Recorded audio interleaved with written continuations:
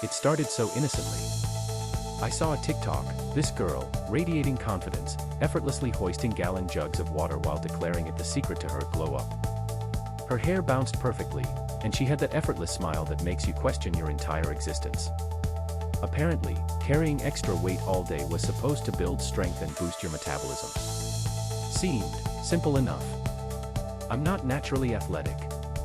My usual exercise routine involved walking my dog, Buster, which, let's be honest, mostly consisted of him pulling me around the block at a pace that barely qualified as brisk.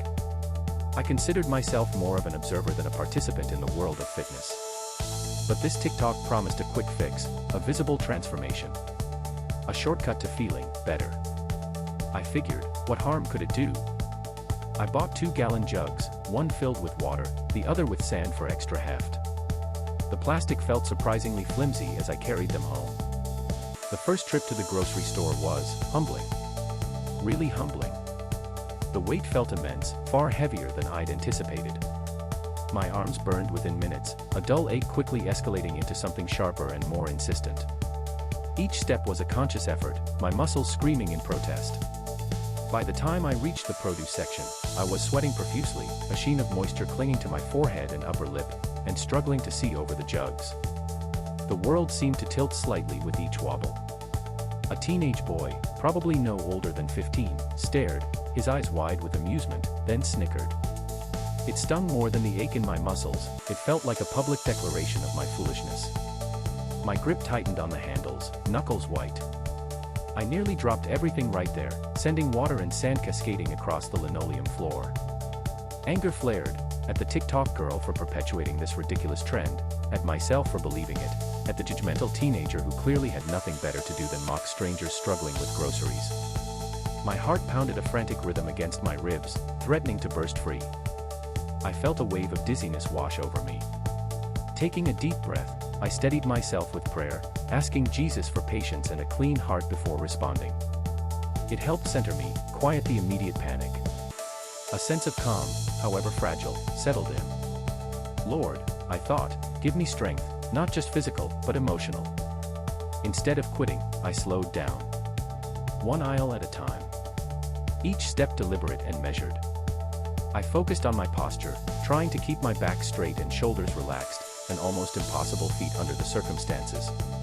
Taking smaller steps, concentrating on the feel of my feet connecting with the floor.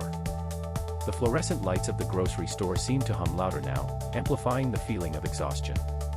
By the dairy section, I was still struggling, but not nearly as much. The initial shock had worn off, replaced by a grim determination. An elderly woman, her face etched with kindness and wisdom, smiled gently and offered to help me reach something on a high shelf stocked with yogurt. Her hand, gnarled with age, hovered hesitantly before I nodded gratefully. We chatted briefly about grandkids. Hers were studying abroad, mine were still happily causing chaos at home. It helped distract me from the weight, both physical and emotional. The simple act of connection felt surprisingly restorative. The lesson wasn't about building muscle or achieving a glow-up. It was about realism and sustainable habits. About understanding that there are no magic bullets, no overnight transformations. I realized that shortcuts rarely work, and true strength comes from consistent effort, not fleeting trends fueled by social media algorithms. The desire for instant gratification had blinded me to the simple truth: lasting change takes time and dedication. I ditched the gallon jugs. They now reside in my garage, a monument to my brief foray into TikTok fitness. Instead, I started taking Buster for longer walks, gradually increasing the distance each week.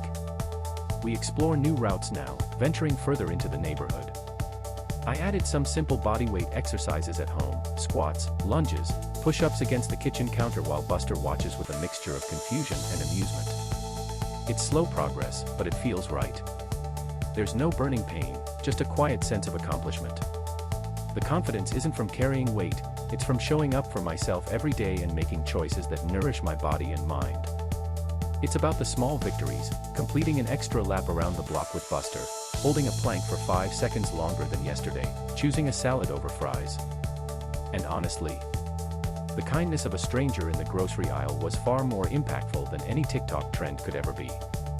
That brief connection, that shared moment of humanity, reminded me that even in the midst of struggle, there's always grace and compassion to be found.